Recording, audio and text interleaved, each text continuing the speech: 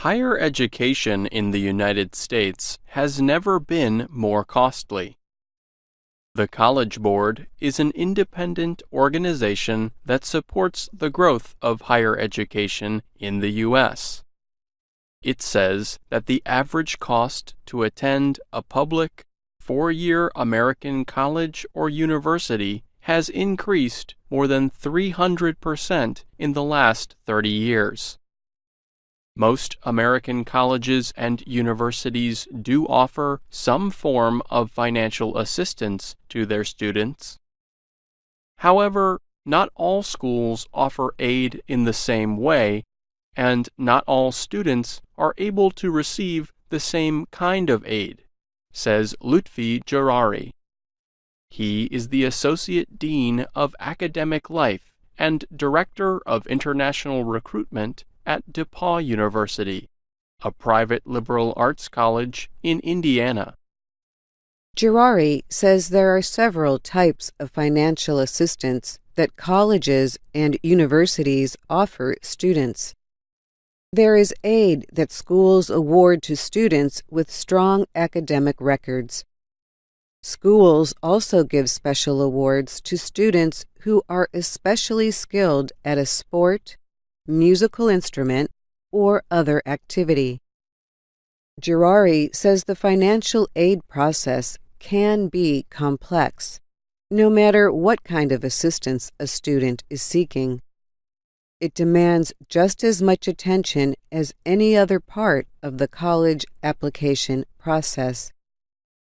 Students should consider several things before sending in any aid application materials, Jarari says.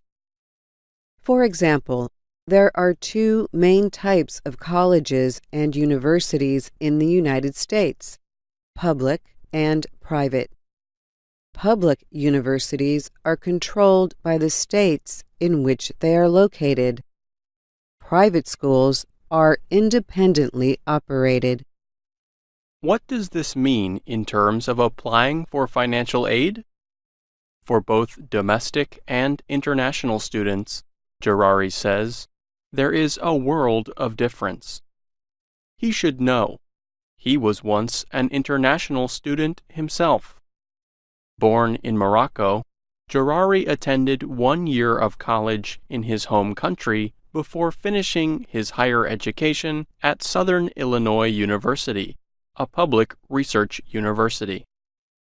He says most public American universities do not offer any financial aid to international students. That is because those schools have special responsibilities to students living in-state. State universities have to serve the needs of the students in the state and the students in the U.S. first and foremost, Jarari told VOA.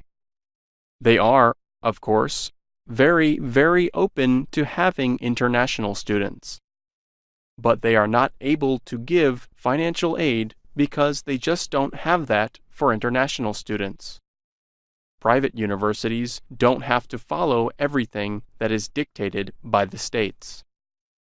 So, Jarari says, the first step for domestic and international students should be to ask what a school offers. He suggests contacting schools' financial aid offices directly. Applicants can get answers to questions they may have about the school's financial aid availability. Jarari also notes that financial aid offices and admissions offices often work together. Anytime an applicant contacts and communicates with the school directly, the school sees it as a good sign.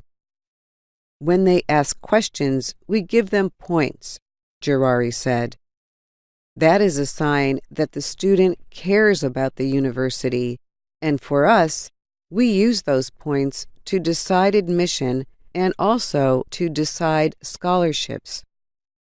Jarari says that students usually apply for financial aid from a university at the same time that they apply for admission. This is typically in the fall term of their final year of high school. American citizens can apply for financial aid from both the U.S. government and their college or university of choice. They do so by completing a free application for federal student aid, or FAFSA.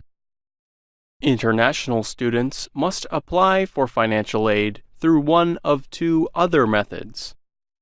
They can use the College Board's College Scholarship Service, or CSS, profile.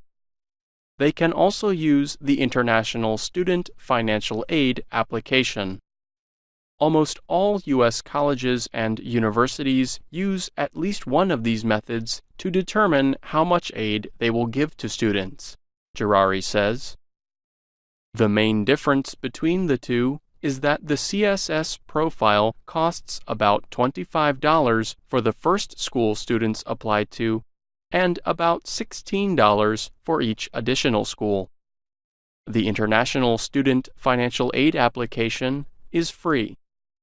But Girari says that neither method is necessarily better than the other. He says that the FAFSA, the CSS profile, and the International Student Financial Aid application all ask for the same kind of information. That information includes detailed proof of how much money, property, and other assets a student's family possesses. They also ask students to report the number of siblings a student has so schools know if their family is supporting more than one college student. Girari notes that completing these application materials correctly is very important.